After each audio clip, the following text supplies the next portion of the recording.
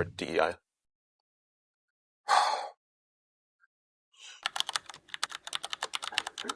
There was the EO explicitly laid out the details. I don't remember it off the top of my head. It's okay. I'm asking for your understanding of it. Yeah, my understanding was exactly what was written in the EO. Okay, so can you...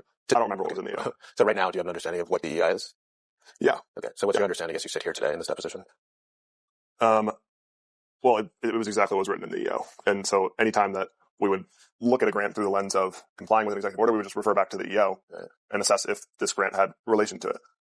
Okay, but I guess I'm stepping back from your methodology strictly in terminating the grants. Do you have an understanding as you sit here today of what DEI means? Yeah. Okay, so what's your understanding of what it means?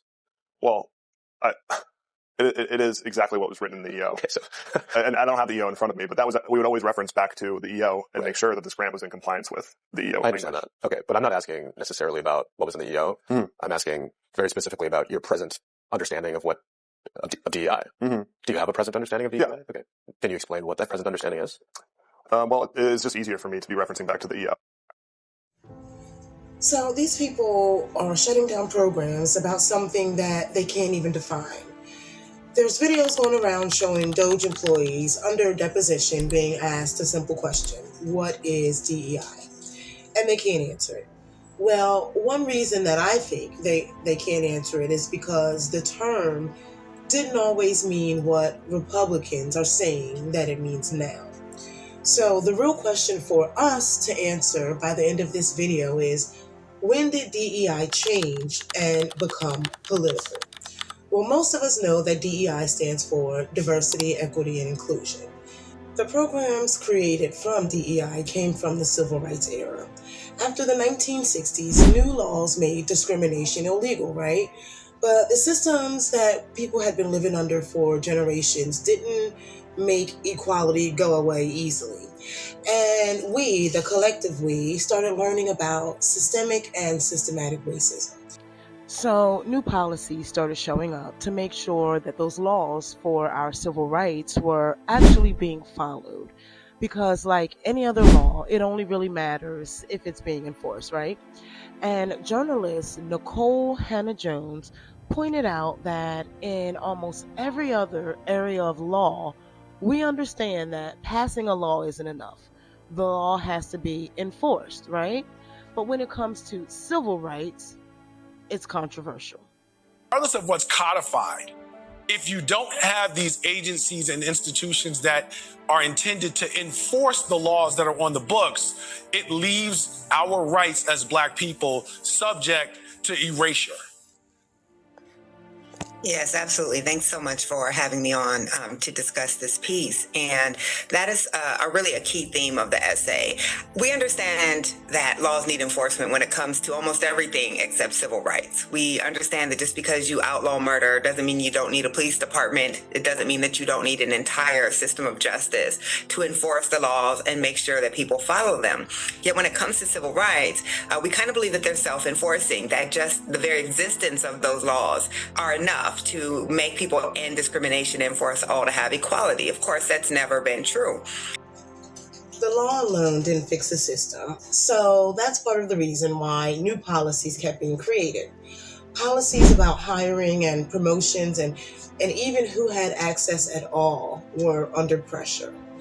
Over time, our pressure for equality turned into what we now call diversity, equity, and inclusion, DEI. But around the late 2000s, the conversation around those policies started to change. Republicans started talking about if these programs should exist at all. Like, what? They weren't even looking at why they were in place, or maybe they were. So they started working hard to roll these policies back and roll these programs back. People who call themselves anti-woke. We're talking about policies that go back for generations, as legal scholar Kimberly Crenshaw argues. They're not coming after your garbage, they're coming after your treasure. And our history is our treasure. The goal of the anti-woke movement is frankly to dismantle all of the human rights advances that occurred over the last 70 years or so. It's to not only take us back to 1960, 1950, but frankly, before that, to the period where there was no significant effort to create a real functioning multiracial democracy, where hierarchy was seen as natural, where Black people had a place, immigrants had a place, women had a place, and it didn't challenge or contest in any way the distribution of authority, of privilege, of material wealth. It's an effort to weaponize resentment, weaponize anxiety, weaponize a sense of loss in order to turn those sentiments into concrete policy and legal imperatives. And I would say, most importantly, it is an effort to distract people while this massive theft of resources, of power, of our democracy itself takes place. Then around 2020, you had to be there. But everyone was talking about CRT and DEI. Companies, governments, agencies, everyone was making statements and creating programs about their stance. And they were loud about it. Being loud made a lot of people notice and tune in. People started saying DEI was an ideology, saying DEI started in universities and was spreading. It was part of a larger communist movement. I even heard it called Marxist. And when the conversation started changing from equality, what it was originally about, to a larger communist movement, that's when the meaning of DEI started to change. And that brings us back to the opening video. That's all over my page. For a lot of them, DEI means ideology. It means communism. It's called something they've been told they need to react to. It became a symbol, so the real meaning stopped mattering. But the only thing that changed about DEI was the way the conversation was framed. For decades, these policies were connected to civil rights laws. Then the conversation became loud, and then it became political. And now, you could not have made me believe 5 years ago that we're going to debate whether diversity is a good thing or not.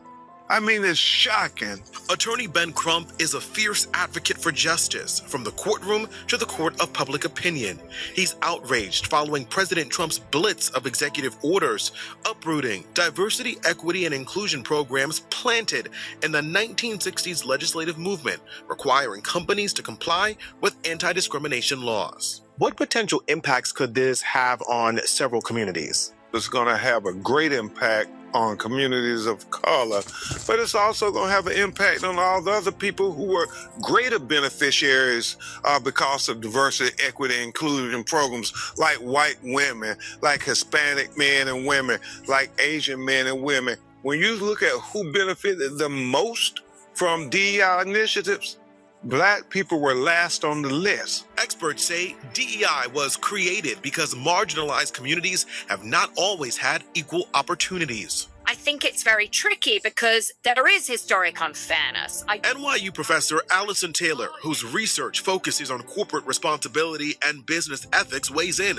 as critics argue some education, government, and business programs are discriminatory and threaten meritocracy. Critics have managed to do is suggest that DEI is somehow a threat to meritocracy, to suggest that if you promote underrepresented groups or women, that is somehow coming at the expense of performance, at the expense of financial success, at the expense of professionalism. They attack affirmative action, then they attack diversity, equity, and inclusion. They attack anything that seems to give people who have historically been marginalized an equal playing field. Meantime, schools and universities across the country are navigating the Trump administration's sharp deadline to ditch DEI initiatives or risk losing funding.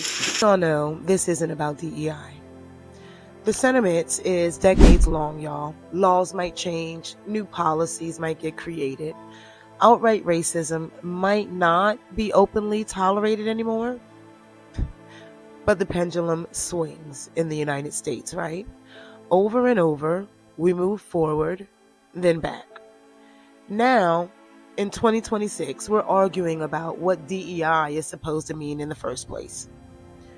It gets deeper. This isn't new, and it didn't come out of nowhere. So if you want more videos like this, where we actually go back and look at how these conversations started, make sure you subscribe, and I'll see you in the next one.